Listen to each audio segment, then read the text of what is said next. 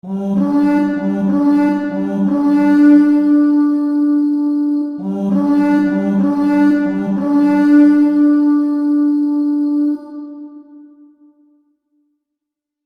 my brothers and sisters of the Order, welcome back to the Order. I am Celtic Templar, and today for this video I am going to have to be reviewing a video that was made by a fellow Texan known as Matt from Demolition Ranch. Now this was actually made about a week or so ago, and I've seen it, and it is horrible, literally horrible. There is just no way I can explain how stupid this is. In fact, there's no way. In fact, both the Metatron and Shad from Shadiversity have actually talked about this, and yeah, in fact, I apologize to many historians out there on behalf of all Texans when we had to explain how stupid Matt is. Now, why do I have to call this guy an idiot? Here's the thing. Now, don't get mad at me. I am a fan of his work. Thing is, though, he should stay out of history, due to the fact he doesn't know a damn thing what the hell he's talking about.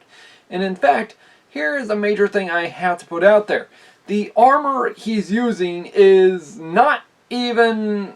It's not even a military type armor. In fact, it's a display type armor, that of which is 10 times weaker than normal plate armor, and 2 of which is incredibly stupid for him to use. In fact, he's using not even the correct style of helmet for the time period that the plate armor supposedly he's trying to use. In fact, the helmet he's using isn't even historically accurate. This is a historical accurate great helm, that of which we can actually understand. I don't even know. In fact, I didn't want to actually put the video on here because I didn't want to actually make myself look stupid from putting his idiocy on the channel. So yeah. But there's no way I can actually explain how stupid his video is, because there's just no way I can explain it without wanting to throw up. In fact, I'm not the only one who's probably commented on that video. In fact, it's actually getting lower and lower ratings as each day that passes. And that's actually saying something. In fact, probably soon, it will probably be off the air because of his own idiocy. Because, in fact, I even had to put on a comment on there telling him of how stupid he is, and that the armor he's using is not even, well, you see my point in this image. The armor he's using is just display armor. It's not meant for warfare. And here's a really idiotic thing. He actually states the following, that it's 100% historically accurate. It's not. There is no historical accuracy with this. In fact, I don't know what shit dung heap of a crap fest that of which he thought this was a good idea, but my best bet he probably drank a million powder kegs until he, well, thought this was a good idea. And this is really stupid of him, which, Matt, if you're seeing this, you can understand why many of us history lovers really don't like you. Now, here's the thing. Matt, I'm a fan of your channel, but you got to understand, you should have gone or asked, I don't know, history YouTubers like me. That way you could have gotten, I don't know, the correct armor. And in fact, the late 14th century armor was incredibly, well, incredible by its time. However, by the time of the 15th century, for example, we also do see different types of armor, which that's my major point I had to put out there.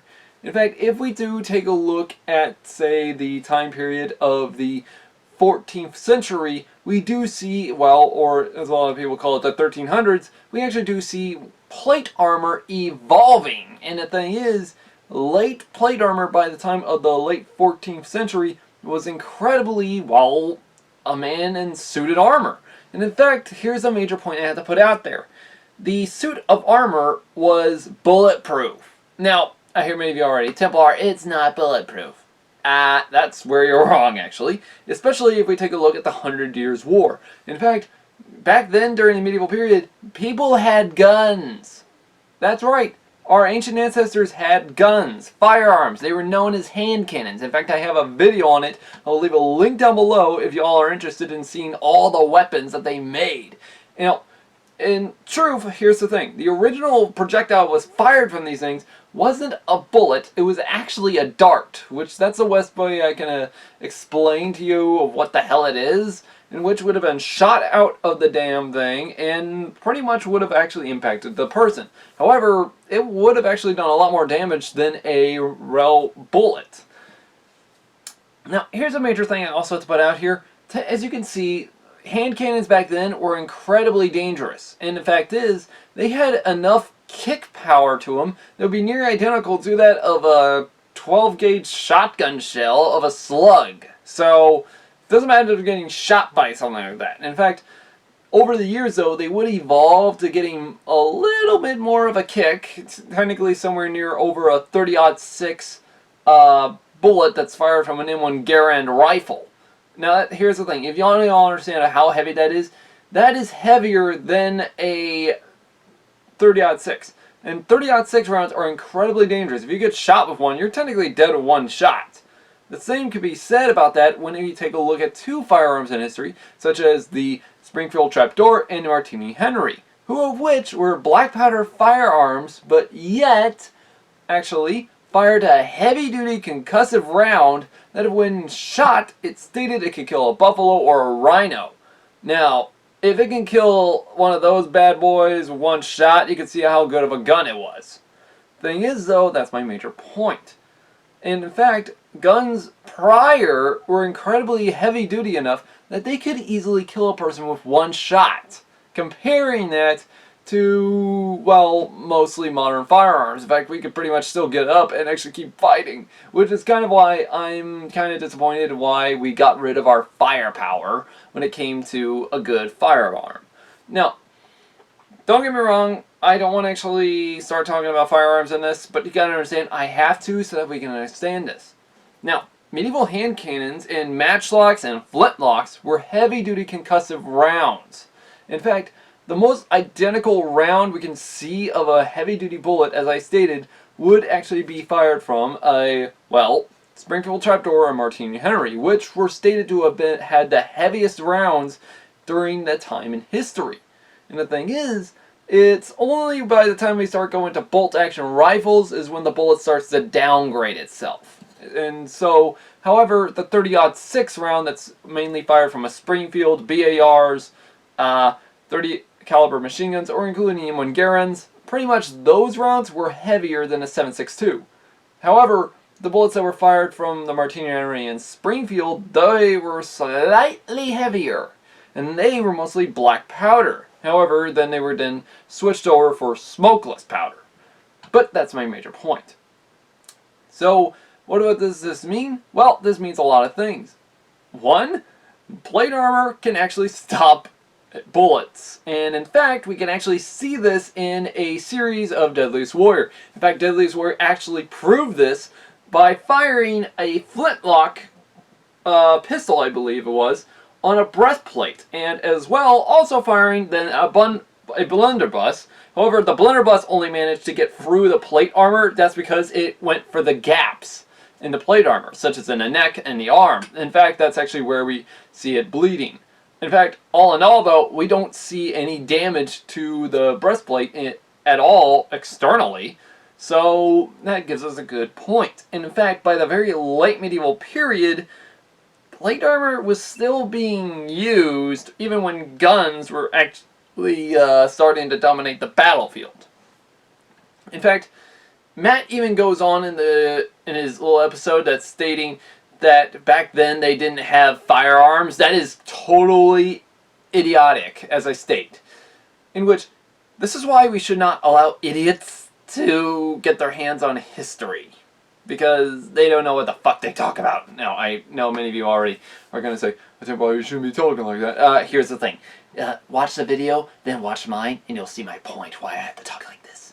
And the thing is, though, here's another thing I have to talk about. He even stated they had to buy mail armor. He is using budded mail. Budded freaking mail for this event. and of which isn't even correct. In fact, part of it is actually leaving his neck exposed, which I do not know why he has to be such idiocy.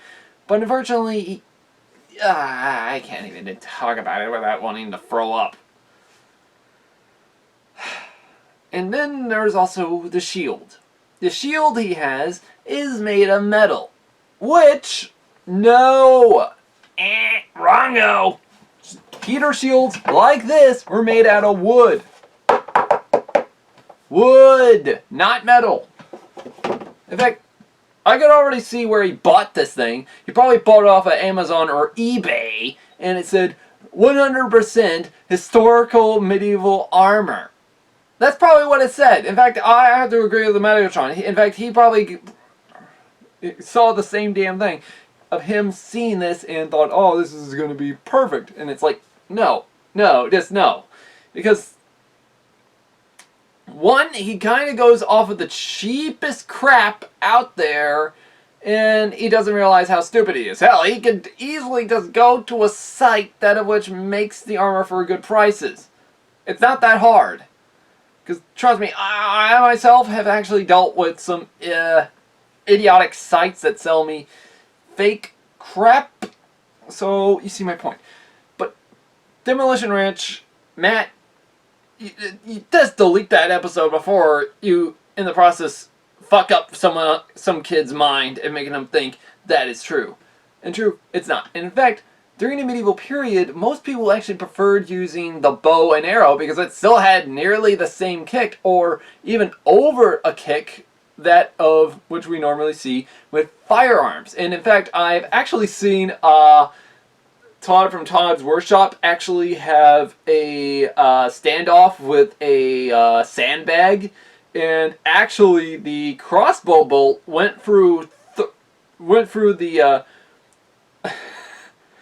sandbag, while most of the bullets that are fired from firearms did not, which I find that very hilarious.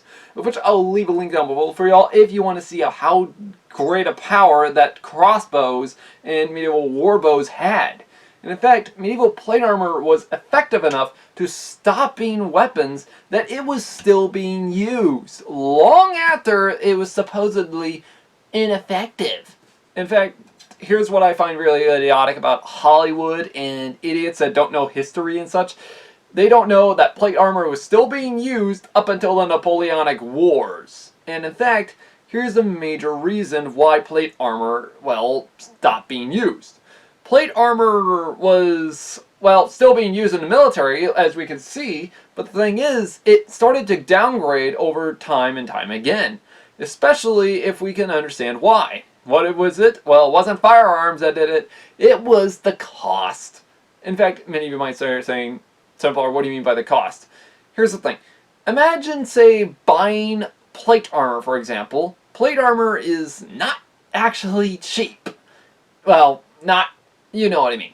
In fact, back then, it's not exactly cheap. In fact, you need good plate armor to protect you. And during the English Civil War, when matchlocks were around, which fire a heavy-duty concussive round, compared that to a hand cannon, you can actually see one of my points. In fact, the matchlocks and flintlocks of that time period had a major, well, explosive hit to it, that of which could easily kill a guy with one shot. And it's even stated that even if you're wearing a buff coat, even at a distance, the bullet could easily just leave a whelp on you, even though it lost power. The thing is, though, the dangerous part about these guns is the fact that they could easily maim somebody in the arms and legs. That's why, most of the time, they actually wore a cuirass or breastplate to protect their chest, and a helmet. However, the helmet was mostly used to stop cutting blows with a saber or something like that, or even debris that fall down and such from cannon fire. But still, though, that's a different story. But that's my major point. These types of forms, as we can see, they still used plate armor during the English Civil War. Now, why did they start to get rid of it? Well, we can actually take a look at that with none other than the first Redcoats, or as we call them, the Parliamentarians. And in which, guess what? The new model army had to redo their entire military form And in doing so, what did they have to do? Well, as you can see, they had to change it. And in doing so, they had to find the most cheapest type of dye in order to make the uniforms, which was red. And in which, guess what? They also removed plate armor. However, if you could afford it, then you could easily just get your hands on it. But the thing is, though, most of the infantry did not use it. But the cavalry though, did. And in fact, the cavalry kept using plate armor up until sometime after the Napoleonic War. And in which we actually see Napoleon Bonaparte's army, especially the cavalry, wearing a decorative plate-armored cuirass, especially when they're on parade or if they're in warfare. In fact, during the Battle of Waterloo, it was actually stated that the French charged with such ferocity on the field of battle that the bullets just ricocheted off while they charged forward. However, their horses badly skewered from the bayonets, which that gives us a good example to it. In fact, even the Lopez de Santa Anna, or the dictator of Mexico, in the process actually adopted from Napoleon Bonaparte and used cuirasses in his army. However, after the Mexican-American War, we no longer see it used at all. And the thing is, that's a major point. It was too costly. In truth, plate armor was so effective at stopping bullets, we wanted to keep using it. The problem is, we had to get rid of it. Because, guess what? That's gonna pretty much cost so much. It's gonna cost an arm and a leg, and it's like, what's the point of surviving now since I'm now in debt? In fact, during World War I, and especially, we actually hear that soldiers needed new types of helmets. And guess what? That's why they started wearing helmets made of metal. Hello! In which this type of armor could easily stop bullets. Which, in fact, I do actually want to actually go out sometime and take my testing bassinet, which, if none of y'all remember, it is this bastard right here, out of which I have whacked at with pretty much a lot of weapons, such as maces and such, and as well war hammers, great swords and such. It pretty much deflected most of those blows. So I'm still wondering what might happen if we shot this with real modern day firearms and see what could happen. Because my best bet, this might actually deflect some of the weapons. Maybe. I'm still thinking. But that's the major point to it. Now though, here's my major point to this. Plate armor was effective enough to stop bullets back then, and it was still able to do that till today. The thing is though, Matt, what you did not do correct. You did not use correct gauge steel. You didn't even use any type of gauge. You just used display armor, of which is 5 times weaker than that of regular battle armor, and of which is slightly heavier. And here's a major thing.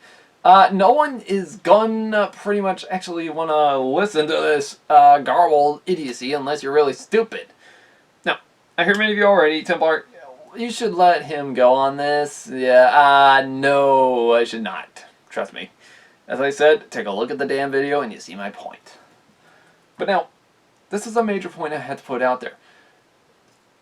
Helmets and major forms of plate armor were used to stop bullets for centuries, and as well, not just modern bullets or even older bullets. Even during the Bronze Age, they needed good armor to stop arrows and peltists. And guess what? Plate armor evolved, especially with the Romans when they had the Lordica Cimitarta, that of which was meant to stop the arrow blows and including peltist blows. You see my point? And in fact, they didn't want to get rid of the helmet because it protected their head so effectively. So why get rid of it at all? That's because it was of cost. It cost a lot more, especially by the time of the colonial periods, to, well, buy a new helmet or refurbish your old helmet to make it effective. And the thing is, it's not going to work so well if you end up dying. And the thing is, that's the major part to it. However, that's my major drawback I had to put out there. And here's another thing. During World War I, even then, they even made new sets of armor. Especially during the time of World War II, they perfected it with the Soviet sappers, who were wearing a form of breastplated cuirass for World War II combat. And these sappers were known to have charged headlong into ferocious fighting and even been shot with 7.62 firepower from MG42s or even Kar 98Ks. And those bullets that actually would have penetrated through a human body like that. So, what's the point to this? Well, here's the thing. How come bullets back then could deflect while armor? Well, that's because armor was meant to do so. In fact, take a look at this. This is of a breastplate during the time of the English Civil War. And we actually see what we call a curvature design to the said breastplate. In other words, it has that cuirass design that actually, well, deflects the bullet. Especially if we take a look at this helmet. For example, we see that thin line. Guess what? That's meant to deflect the weapon to the side. So, in doing so, guess what? If I shot at this helmet, like if it's pointing like this, it will just deflect towards the side. That's how it was meant to work. The same as this breastplate. So, what am I saying? Well, it's kind of obvious. Matt, next time you're going to do something stupid, here's the thing. Don't, and here's the and as well, if you're going to end up process, oh, I don't know, get somebody to, oh, I don't know, if you're going to end up doing something about history related, ask historians first before you do something stupid enough, that of which will probably get your ass kicked in a million ways. See my point? And in fact, the weapons he uses on it are just, I mean, you can already tell that he does not know what he's doing. But yeah, I just wanted to get that off my chest because that episode really made me want to actually tear my own eyeballs out with a spoon. So, yeah. Good. Anyways, guys, this has been Templar. Hopefully you liked this video. Like and subscribe, and also click that bell icon so that way you can stay tuned for another video and when it's ever going to come up. And pretty much very soon I will be doing some holiday videos, reviews, very soon. So yeah. Anyways, guys, have a happy holidays, Merry Christmas and such. And hopefully see y'all very soon next year. And I hope we actually get to 1,000 subs soon, because I actually have a new series that I want to start up. And I hope y'all can be happy to join me into it. Anyways, guys, check out our Facebook and such. Yada yada yada, blah blah blah. You already get the whole this picture. Anyways, guys, see y'all in the next one. Have a great day.